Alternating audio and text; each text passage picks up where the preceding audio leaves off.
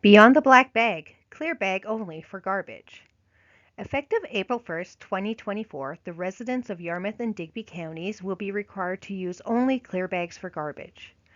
This webinar reviews the information about the waste management in Nova Scotia and addresses the reasons we are moving to a clear bag only program.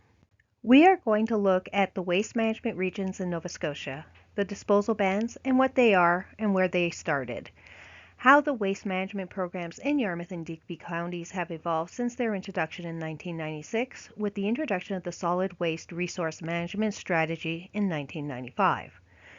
The first introduction of the use of clear bags for garbage in 2007 and why now in 2024 we will be going to clear bag only for garbage. Understanding that some residents have medical conditions which may require the disposal of medical items, incontinence items, etc., which they may not want their neighbors to see, we will discuss our variance program. In 1995, the province of Nova Scotia adopted the Solid Waste Resource Management Strategy, which applies to all residents of Nova Scotia. To make the management of the strategy simpler, Nova Scotia was split into 7 regions. Yarmouth and Digby counties were designated as Region 7 with a population of approximately 43,000 residents and 22,000 households. Region 7 formed an authority made up of 2 municipal representatives from each of the 6 municipal units it represents. This authority is called Waste Checked, and it includes the following municipal units: Municipality of Argyll, Municipality of Clare, Municipality of Digby, Town of Digby, Municipality of Yarmouth, and Town of Yarmouth. Waste Check's mission is to motivate everyone in the Western region in Digby and Yarmouth counties to reduce waste for a healthy environment. Some of the first designated materials banned from destruction or disposal in landfills were banned in 1996 and 1997, and items continue to be added to the list to this day. So beverage containers, corrugated cardboard, newsprints, used tires, car batteries, leaf and yard waste, waste paint, automotive antifreeze, and compostable organic matter were some of the first items banned from landfill.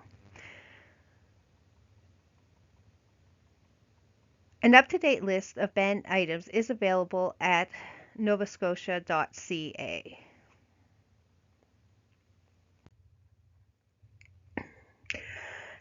How have our programs changed and evolved since the introduction of the Solid Waste Resource Management Strategy in 1995? Well, since the introduction of the strategy, residents of the province of Nova Scotia were required to sort and dispose their waste based on items banned from the landfill in the province. In Region 7, which is Yarmouth and Digby counties, the recycling program that was developed was as follows. Initially, it was a one blue bag system for recycling that residents used for paper, plastic, metal, and glass, green cart for organics and compostable materials, and initially, yes, black bags for garbage. So at the time, all recyclables were being accepted in a single bag, and all organic and compostable materials went in the green cart, and the remainder could be placed in a black bag for collection. In 2007, the program was reviewed, and WasteCheck wanted to ensure that maximum amount of items that were banned from landfill were being captured for recycling. The easiest way to do this was to move to a clear bag for garbage and 2 blue bag recycling process. With 2 blue bag recycling, residents now needed to sort recyclables into 1 blue bag for clean and dry paper, and the second blue bag for plastics, metal, and glass container recycling. WasteCheck ensured, though, that residents could still use a single solid colored bag for privacy items such as incontinence products and sanitary products and bathroom waste. These simple changes greatly improved the number of items being diverted from landfill by the residents of Yarmouth and Digby counties. So this is how our programs were structured from 2007 to current date. So residents in Yarmouth and Digby counties have been sorting using 2 blue bags for recycling, 1 blue bag for paper, 1 bag for plastic, metal, and glass container. Their green card for organics and compostable materials, and a black bag for privacy items, then finally the remainder of their waste in a clear bag. And this is how residents were asked to sort their waste in our region for 17 years. In those years, there were no change to our programs other than Government of Nova Scotia adding items to the designated materials banned from disposal list. So now, after 17 years, it was decided that Region 7 needed to move to a clear bag only for garbage. There is no change to our current programs other than the removal of a single large solid colored bag for privacy. For privacy items such as sanitary products, residents can use a single solid colored bag that is no larger than 20 by 22 inches. This bag is to be placed inside your clear bag along with the remainder of your household waste for collection. We have a lot of questions as to why this change. Let us take a look at those reasons. So let's talk safety. So one of the reasons for the change to clear bag is for safety reasons. On the back of the truck collecting your garbage are people, and these people are put at risk each day when collecting waste in bags which they cannot see through. Each time they pick up a bag, it is a game of Russian roulette. They are at risk for injury from a vast number of items that can cause injury and cannot be seen until it is too late. Items such as needles, knives, broken glass, flares, corrosives, small propane tanks, lithium batteries, and flammable items can cause injury. So, when placed in a bag that the collector cannot see in, they can get poked by the needle, they can get cut by knives and glass, or splashed with corrosive liquids. Flares, propane tanks, lithium batteries can cause fires or minor explosions. This can happen when the items are being transported in the truck to the transfer station, and it can happen at the transfer station or even at the landfill. So it's really important to keep our haulers safe.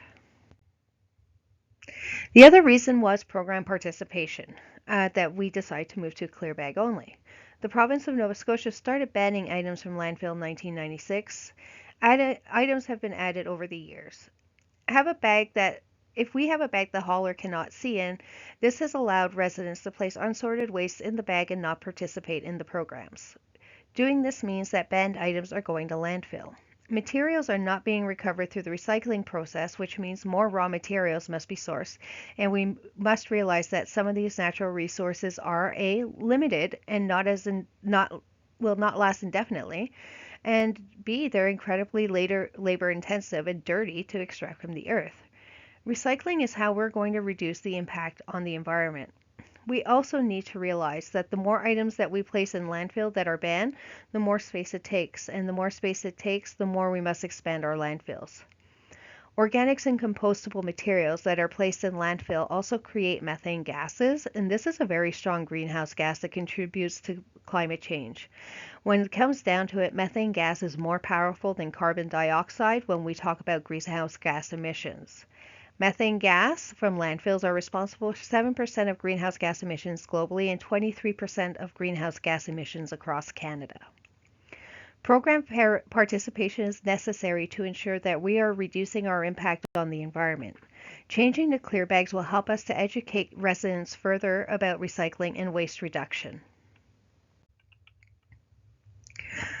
Residents have expressed concern about not having the use of a solid color bag for privacy reasons. If the amount of private waste exceeds what can be held in a kitchen catcher size bag, like we said earlier, 20 inches by 22 inches, the resident should contact WasteCheck to discuss if they would be eligible for a variance.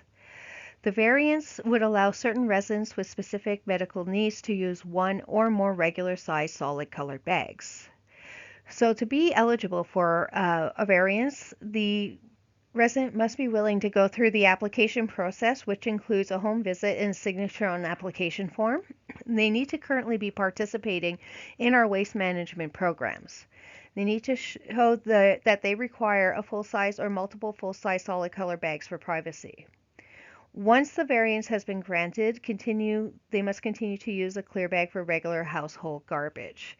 Once the variance has been granted, the resident will still be expected to use clear bags for their everyday household garbage, and only those with a variance will be provided with a variance program sticker, which they can put on their bag for collection.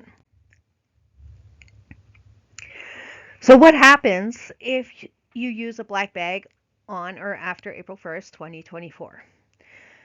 So starting April 1st, 2024, solid colored bags placed out for collection will be rejected. The resident will need to remove the bag and place the contents of the bag in a clear bag as per our program guidelines. If the contents of the bags are considered medical waste and condensed products and exceeds the size of the privacy bag allowed, the resident can call WasteCheck and request a variance as indicated on the previous slide. Please do not leave the black bag at the curb. The bag can be torn apart by animals and litter it can be spread, as well as get blown into the road where it can be hit by a vehicle, causing damage to the vehicle or worse, an accident.